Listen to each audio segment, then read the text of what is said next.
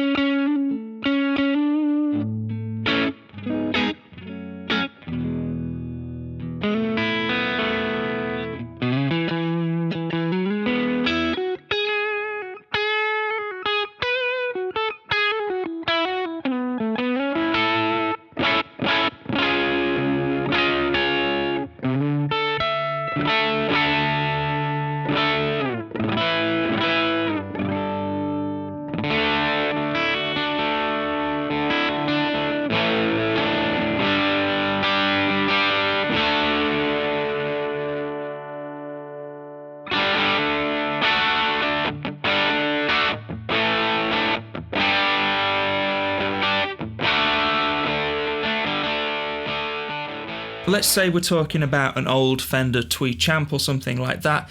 They're widely regarded as some of the best recording amplifiers ever made. Weirdly enough, almost for exactly the same reasons that they're widely regarded as one of the worst live amplifiers ever made. A small speaker's inherent frequency response gives you less bass, more mids, and also generally less volume. But when you stick a microphone in front of it, it's pure bliss, especially when putting that guitar sound into a full band track mix, if you like. And this is what the SSO, the small speaker Overdrive, is going to give you, no matter what amp you're going to plug into. That being said, I would absolutely not put this in the category of a amp in a box type pedal. To me, it feels much more like almost like a fuzz pedal. It's got the same sort of characteristics and feel under the fingers and through the guitar as a fuzz pedal. David says it's all about reproducing the things that make mic'd up and recorded guitar sounds so great. David also says that there's nothing particularly special about the components inside of the SSO. Nothing rare or exotic, just incredibly high quality. It's also an original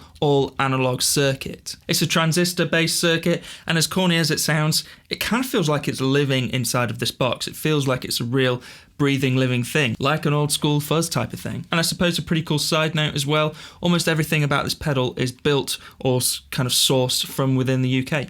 Pretty cool.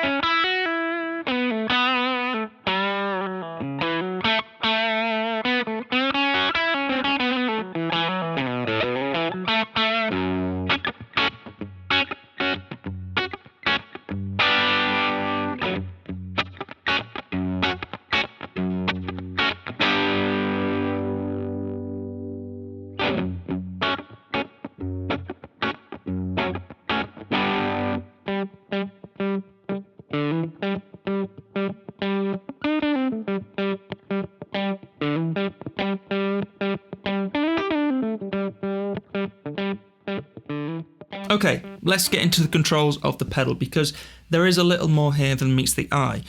Gain on the left here obviously increases the gain of the pedal. Personally, I like to leave this reasonably high, definitely above halfway, and then use the volume knob on my guitar to get cleaner tones. Up top we have a high control, and this is active, so it's a boost or cut of the high treble frequencies. And what I found really impressive is that this sounds great at both extremities of the knob. You know, all the way up it sounds crystal clear, trebly for sure, but still, you know, not piercing to the ear. Sounds great. All the way down is a much darker tone, but you can also get some more cocked wah type tones, especially when you increase the gain.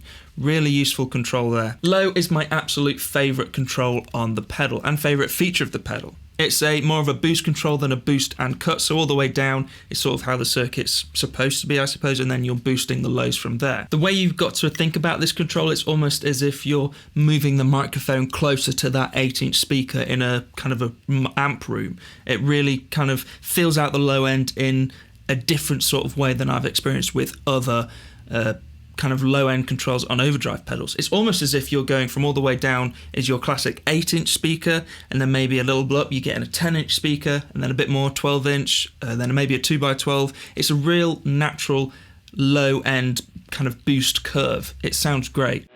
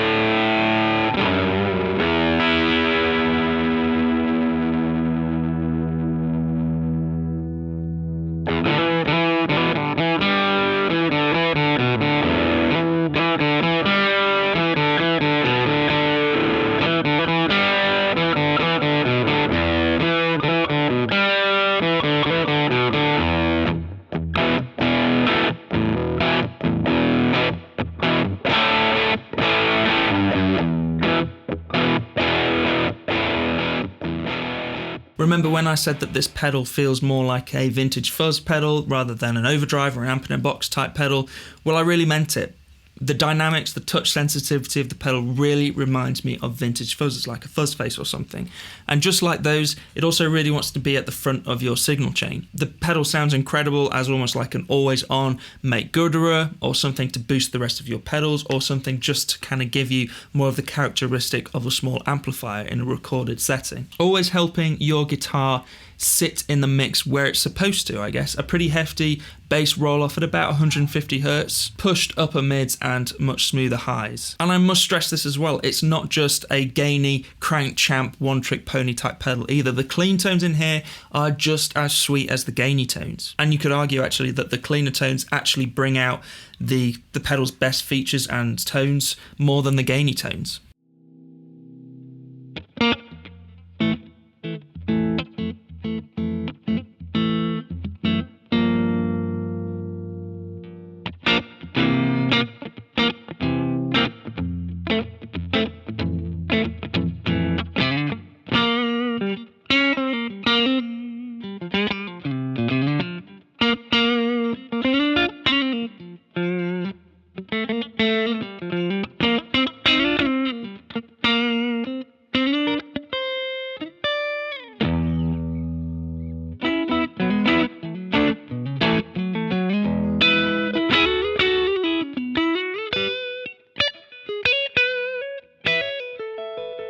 This pedal's incredible, and I've actually been really inspired playing with the tones inside of here. You need to check it out, and trust me, I've barely turned it off since getting it, and I'm really excited to see what else Great Eastern Effects come out with, especially if this is their first pedal.